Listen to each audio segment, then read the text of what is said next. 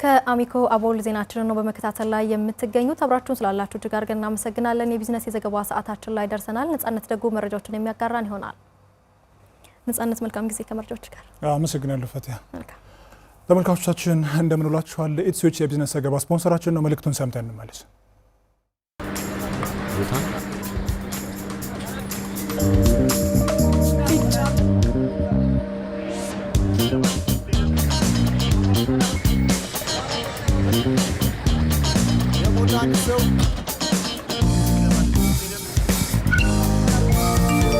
ክፍያ በዚህ ልክ ቀሎ አውቅ ፈጣኑን በእጃቸው በመያዛቸው በወሳኝ ጊዜያት ሁሉ ቀድመው ይስተናገዳል።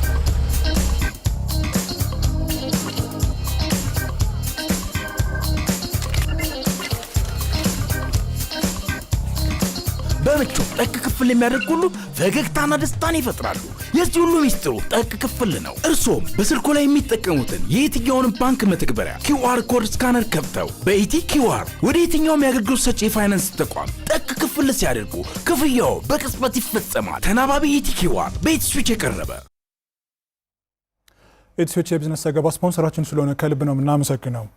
በምስራቅ ጎጃም ዞን ሉማሜ ከተማ አስተዳደር በ230 ሚሊዮን ብር ወጪ የተገነባው የወተትና የመኖ ማቀነባበሪያ ፋብሪካ ተመርቆ ለአገልግሎት ክፍት ሆነ። በዞኑ ስራ የጀመሩ ፋብሪካዎች የአካባቢውን ጸጋዎች በግብዓትነት ተጠቅመው ምርቶቻቸውን ለማህበረሰቡ ለማቅረብ ያግዛቸዋል ተብሏል። መልሰው ቸርነት በዝርዝር ይነግረናል።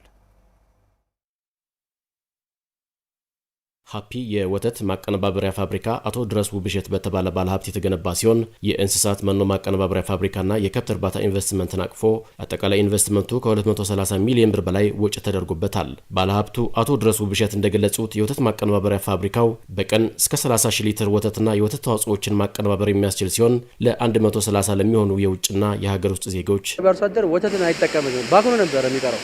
አሁን ግን የራሳችን መኪኖች አሉን ብዙ ተሸክም የፋብሪካው አገልግሎት መጀመር ይዞት ከመጣው የውቀት አብዛኛው ሰው በጾም ሰዓት ወተት የሚረከበው ስለሌለ የስራ እድልም በዛው ነው። our dream project that's come true today ሊትር የወተት ምርት ማቀናበር ይችላል። ኢንቨስትመንት መምሪያ ኃላፊ ወይዘሮ ሙሉነሽ ውበቴ መጠቀምና ለዜጎች የስራ እድል በመፍጠር ረገድ ጉልህ አበርክቶ ያላቸው መሆኑን ነው የገለጹ። ከነገ ወዲያ የእውቀት ሽግግርም አድርጎ ለሌላው ማህበር ለአካባቢው የሚሰፋ እዚህ አካባቢ ብቻ ሳይሆን ወደ አቶ ዋላባተ ተመርቀው ለአገልግሎት ክፍት የሆኑ ፋብሪካዎች የግብዓትና የምርት ትስስርን ከማሳደግ ባለፈ ለአካባቢው ማህበረሰብ ያላቸው ፋይዳ ዘርፈ ብዙ ስለመሆኑ ተናግረዋል። ዛሬ ስራ ላይ የምናስጀምራቸው ፋብሪካዎች በጥሬ ዕቃና ምርት ትስስራቸው ከፍተኛ ሲሆኑ የፋብሪካው ምርት በዞኑ ያሉ ከተሞች ትስስር የበለጠ የሚያጠናክር ከስርዓተ ምግብ ጋር የተያያዙ ያሉብንን ጉድለቶች ለመለወጥ አይነተኛ ፋይዳ ያለው ፋብሪካ ነው። ፋብሪካዎችን እንደራስ ሀብት የመጠበቅ እና ከፋብሪካው ምርት የመጠቀም እድል መስፋት ይገባል። የኢንቨስትመንት ቦታ ወስደው ወደ ስራ ያልገቡ ባለሀብቶች አሁን ያለውን አንጻራዊ ሰላም በመጠቀም ራሳቸውንና አካባቢያቸውን እንዲለውጡም ጥሪ አቅርበዋል።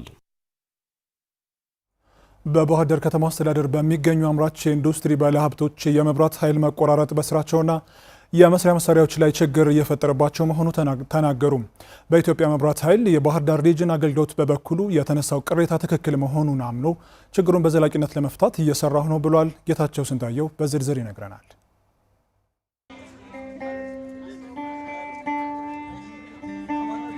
በባህር ዳር ከተማ አስተዳደር ኢንዱስትሪና ኢንቨስትመንት መምሪያ አዘጋጅነት በተዘጋጀው የኢትዮጵያ ታምርት የምንሸምት የንቅናቄ መድረክ የፓናል ውይይት ተካሂዷል። በውይይቱ ላይ ከተሳተፉ አምራች ኢንዱስትሪ ባለሀብቶች ከተነሱ ጥያቄዎች ውስጥ አንዱ የመብራት ኃይል መቆራረጥ ችግር ነው። የመብራት ኃይል መቆራረጥ ችግር ስራ በአግባቡ እንዳይሰሩ ከማድረጉ በተጨማሪ በማሽኖቻቸውም ላይ ጉዳት እያደረሰ በመሆኑ መፍትሄ ሊሰጠው እንደሚገባ የመጡ ተወካዮች ጠይቀዋል።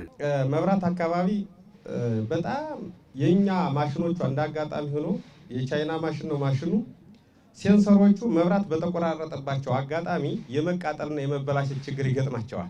የኃይል መቆራረጥ መብራት ኃይልም ስላለዚሁ ከጊዜውም በላይ የተወሰነ መሻሻል አለ። አሁንም ተጠናክሮ በተለይ ኢንዱስትሪዎች አካባቢ ለሰከንድ መብራት ዳውን ካደረገ ምን ያህል ዳውን ታይሚንግ እና የምርት መበላሸት እንደሚያጋጥም ጠንቅቆ በመረዳት ልዩ ትኩረት ተሰጥቶት ቢሻሻል የሚል እንደ ጥያቄ ማቀርበው ነው። በመድረኩ ለተነሱ ቅሬታዎች ምላሽ የሰጡት በኢትዮጵያ መብራት ኃይል የባህር ዳር ሪጅን ዳይሬክተር አቶ ሸጋው ሻምበል የተነሳው ቅሬታ ትክክል መሆኑን አምነው በአጭር ጊዜ እልባት ያገኛል ብለዋል። እንደ ተቋም የተለያዩ ቻለንጆች አሉብን።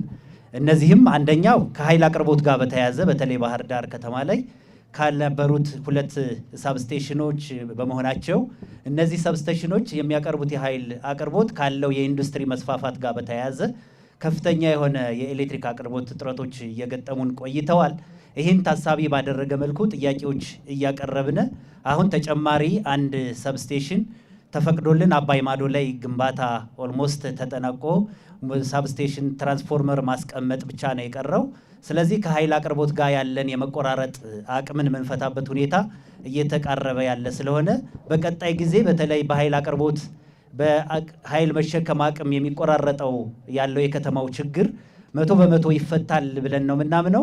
ዳይሬክተሩ አያይዘውም ከፈረቃ ጋር ተያይዞ መብራት በሸፍት ይሰጥ የነበረው ከየካቲት 30 በኋላ ሙሉ በሙሉ እንደሚፈታም አረጋግጠዋል። አባይ ማዶ አካባቢ ያሉ ፋብሪካዎች እውነት ነው የኃይል አቅርቦታችን በፈረቃ ነው እየሰጠን ያለ ነው።